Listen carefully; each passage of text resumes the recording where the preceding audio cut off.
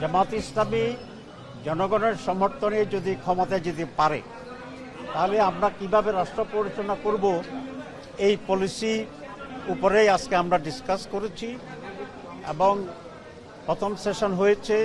আরও অনেকগুলো policy papers আজকে এখানে সাবমিট করা হবে। আমাদের পলিসির ভিতরে যে স্যালাইন ফিচার্স সেগুলো হচ্ছে আমরা গুড গভর্নেন্সের উপরে কিভাবে এটাকে এনশিওর করা যাবে সেটা বলেছি। কারাপশন ফ্রি বাংলাদেশ গড়া যাবে কি করে, এখানে এডুকেশন মানুষের জন্য ইন্টারন্যাশনাল স্ট্যান্ডার্ড এডুকেশন আমরা কিভাবে তৈরি করব, ওমেন রাইটস থেকে শুরু করে সকল শ্রেণীর মানুষের অধিকারকে কিভাবে আমরা এনশিওর করব, দুর্নীতিমুক্ত বাংলাদেশ কিভাবে আমরা গড়ে তুলব, ফরেন পলিসি আমাদের কি হবে, আমাদের মাইক্রো এবং ম্যাক্রো ইকোনমিক্সের মূল প্রজেক্টগুলো কি হবে, এবং এদেশের মানুষের জন্য যেটা নিরাপত্তা, বিশেষ করে নারীদের নিরাপত্তার ব্যাপারে আজকে যে ক্রাইসিস আছে এটাকে আমরা কিভাবে ওভারকাম করব, ফরেন ইনভেস্টমেন্ট আমরা এখানে বেশি করে কিভাবে নিয়ে আসবো, এই এবং দেশ বিদেশের যে এমপ্লয়মেন্ট আছে, বিদেশের কর্মসংস্থানের যে ইস্যুটা আছে, এই সকল বিষয়ে আজকে নানা ব্যাপারে আমরা এটাকে তুলে ধরার জন্য চেষ্টা করছি। অনেকে জানতে চেয়েছে, যেমন নারীর ক্ষমতায়নের বিষয়টা জানতে চেয়েছে এবং অনেকে প্রশ্ন তুলছে এবারে সংসদ নির্বাচনে নারী কোনো প্রার্থী নেই, এই বিষয়ে আসলে আমি অলরেডি বলেছি আমরা যে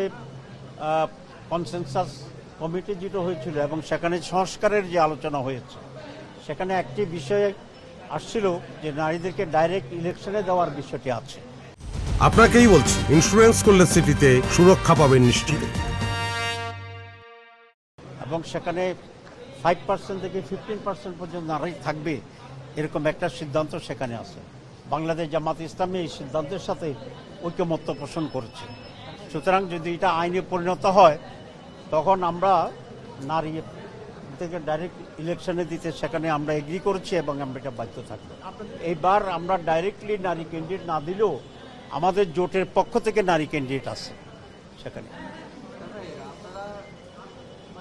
না, এবার অনলাইন তো একটা নতুন কৌশল, যেটা এর আগে ছিল না। সুতরাং অনলাইনে বিলবোর্ড যেটা আরপিএ যতটুকু অ্যালাউ করে আমরা অতটুকু মেনেই ভোটারদের কাছে যাওয়ার জন্য চেষ্টা করব। তবে আমাদের মেইন টার্গেট হচ্ছে 1-to-1 কন্ট্যাক্টে যাওয়া। এই জন্য আমাদের লোকেরা ঘরে ঘরে যাচ্ছে এবং প্রতিটি মানুষের কাছে পৌঁছার জন্য চেষ্টা করছি আমরা।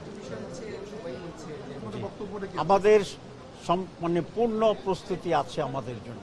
জামাত ইসলামী ক্ষমতা গেলে শুধু দল থেকে মন্ত্রী বানাবে বিষয়টা এমন নয়, আমরা বাংলাদেশের মানুষ থেকে মন্ত্রী বানাবো। সুতরাং বাংলাদেশে তো অর্থমন্ত্রী হওয়ার মতো লোক আছে, বাংলাদেশের স্বাস্থ্যমন্ত্রী হওয়ার লোক আছে। সুতরাং সকল বাংলাদেশকে নিয়ে যদি আমরা কনসিডার করি তাহলে কি লোকের অভাব হবে? সুতরাং জামাত ইসলামী ওয়াইডার ভাবে চিন্তা করছে, নট এ পলিটিক্যাল।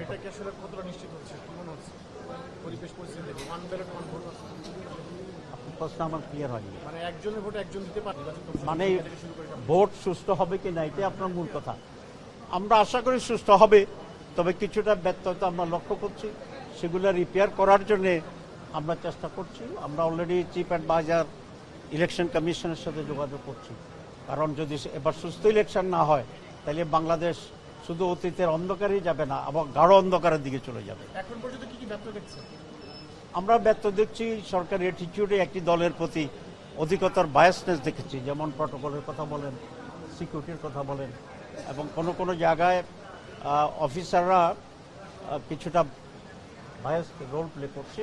আমরা এগুলো দৃষ্টি আকর্ষণ করছি এবং আমরা আশা করি এগুলো রিপেয়ার করা হবে ইনশাআল্লাহ। আমরা আশাবাদী। তাহলে তো কিছু একটা আমাদের করতে হবে এটাকে ব্যালেন্স করার জন্য, আমরা সেটাকে দেখব।